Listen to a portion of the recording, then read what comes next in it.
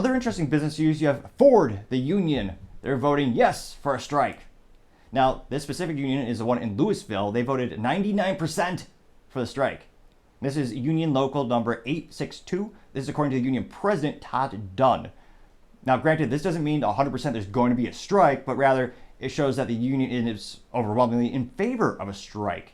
And this is, again, particularly concerning if you're a shareholder or just a consumer who wants to try to buy a Ford, especially concerning because their current labor contracts, they're expiring in 3 weeks. So the big three, again, the American automobile companies that are handicapped by the UAW, also known as the United Auto Workers, the union for the industry, they're in a lot of trouble. All these companies, the unions are, well, there are many issues with them, but one of the issues is they're noticing that right now some of these companies are making some profits. And of course, like the unions, they want all the profits. And someone should have a sit-down, come to Jesus moment with them, could tell them, we need to reinvest pretty much all this cash back into the company.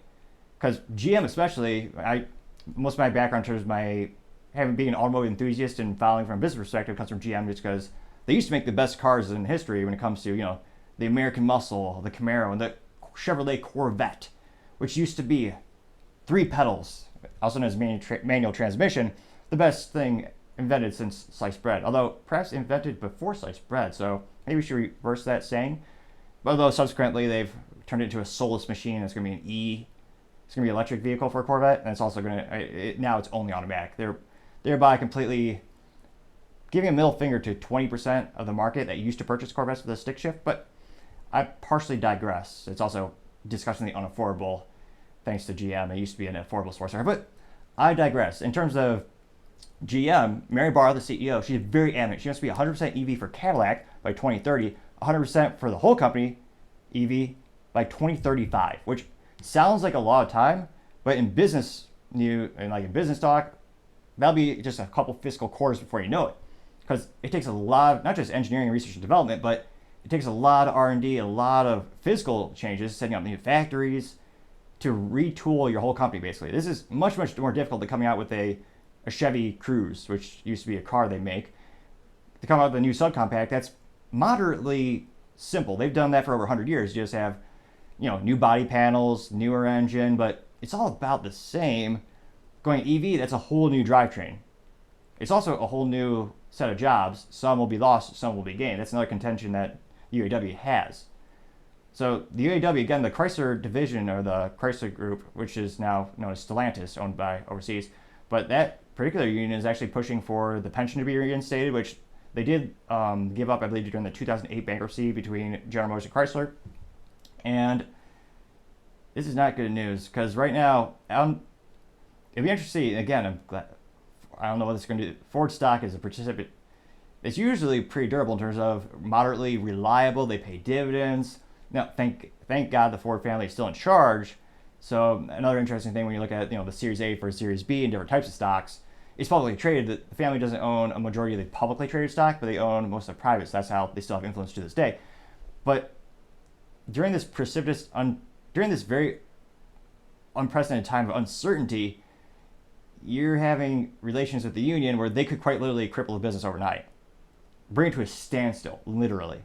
And again, we've gotten to the point where I can't conceivably see how the union will ever help GM or help these companies out when they're increasing the cost of goods sold, they're decreasing the quality of the vehicles, not just, again, I know engineering and the quality of the parts as well, but I don't think it's a coincidence that the most reliable vehicles ever made in history were all made by Japanese automotive companies. Look at the Toyota Corolla. That's the best-selling car in history by volume of units sold. It's also a car that will consistently last a quarter of a century and 1 million miles.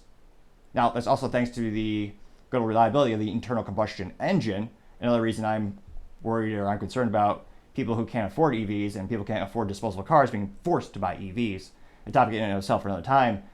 But, yeah, Toyota, they make the best cars for reliability. They don't have a union. Honda, again, they don't have a union. Tesla, the companies that are growing really damn quick and doing quite well, it's partially because they have a lower cost of labor. It's also a cultural thing as well.